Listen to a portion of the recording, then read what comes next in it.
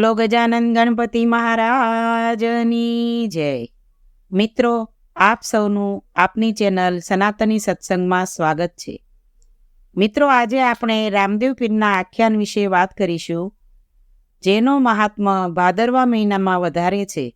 કેમ કે ભાદરવા મહિનામાં રામદેવ પીરના નોરતા હોય છે, તો ત્યારે રામદેવ પીરની કથા અને તેના પરચા સાંભળવાનું અલગ જ મહિમા છે. એ પણ જો તમે ગુરુવાર અને બીજના દિવસે સાંભળો તો એનો મહાત્મ્ય વધારે હોય છે.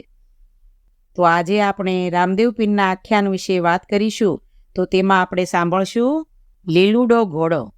હીર ચીરને ઘોડલે થયા રામદે સવાર, થનગન નાચી અશ્વએ ચડ્યો ગગન મોજાર. શ્રી રામદેવજીની ઉંમર 3 વર્ષની થઈ.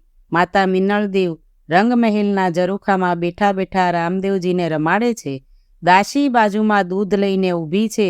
એવા સમયમાં એક ઘોડેસવાર ઝરૂખા નીચેથી જતો જોઈ રામદેવજીએ બાળહઠ લીધી કે મને એવા ઘોડા પર બેસાડો તો જ દૂધ પીશ. મિનળદેવે ધણીએ રીતે સમજાવ્યા, પણ કોઈ રીતે માને જ નહીં. મિનળદેવે ગામમાંથી દરજીને બોલાવી લીલું કપડું આપતા કહ્યું, કુંવર માટે ઘોડો હમણાં જ તૈયાર કરી લાવો. દરજી રામદેવજી બેસી શકે એવડો કપડાનો ઘોડો બનાવી લાવ્યો.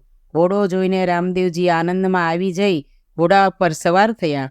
સવાર થતાની સાથે જ તે કપડાનો ઘોડો સજીવન બન્યો ને થનગન નાચવા લાગ્યો અને તે જોતામાં આકાશ તરફ ઉડ્યો. રામદેવજીને લઈ ઘોડો આકાશ તરફ ઉડવા લાગ્યો. ઘોડાને જતો જોઈ મિનળદેવ ગભરાઈ ગયા. કુંવરને લઈ ઘોડો ક્યાં જશે, ક્યારે આવશે એવી વિચારણામાં પડ્યા. દાસીઓ પણ આ ચમત્કારથી ગભરાઈ ગયા. અજમલજીને ખબર પડતા એ પણ આકુળ વ્યાકુળ થયા. એમને દરજીને બોલાવ્યો અને પૂછ્યું, તે ઘોડામાં એવી શી કરામત કરી કે ઘોડો કુંવરને લઈને ઉડ્યો? દરજી વાત સાંભળી આવક બની ગયો અને ગભરાટમાં ધ્રુજવા લાગ્યો. અજમલજીએ માણસોને હુકમ કર્યો કે આ દરજીને અંધારી કોટડીમાં પૂરી દો. જ્યારે કુંવરને લઈને ઘોડો આવે ત્યારે જ એને છોડજો. માણસોએ દરજીને પકડીને અંધારી કોટડીમાં પૂરી દીધો. દરજી ખૂબ રોવા લાગ્યો અને રામદેવજીનું સ્મરણ કરતો પુકાર કરવા લાગ્યો કે રામા કુંવર, મારા બાપ, તમારા અવતારનો ચમત્કાર બતાવ્યો હતો એ મેં નજરે જોયો છે. મારા બાપ, મને દુઃખ દરિયામાં નાખ્યો. મેં તો મોટી આશા રાખી હતી કે કુંવર માટે સારો ઘોડો બનાવીશ તો મને શિરપાવ મળશે, પણ આવું જ ફળ મળ્યું બાપજી. મને જ મુસીબતમાં નાખ્યો. આવી રીતે બિચારો દરજી કલ્પાંત કરવા લાગ્યો. માતા મિનળદેવ પાસે એક દાસી દોડતી આવી અને કહેવા લાગી, માતા, રામકુંવર તો દરબારગઢના ચોકમાં ઘોડા સાથે રમે છે. મિનળદેવ વાત સાંભળી દોડતા ચોકમાં ગયા અને કુંવરને તેડી લીધા.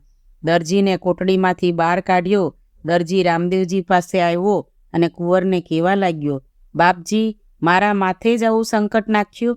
રામદેવજીએ કહ્યું, તે ઘોડો બનાવ્યો, એમાં જૂના ગાભા ભર્યા છે, તેનું ફળ તને મળ્યું. હવેથી જે કોઈ અપવિત્ર કપડાઓ, જૂના ચીથરા ભરીને ઘોડો બનાવશે તે દુઃખી થશે. તારો બનાવેલો ઘોડો મને પ્રિય છે અને તે લીલા રેશમનો હોવાથી તે લીલુડા ઘોડા તરીકે ઓળખાશે અને લોકોમાં એ પૂજનીય ગણાશે.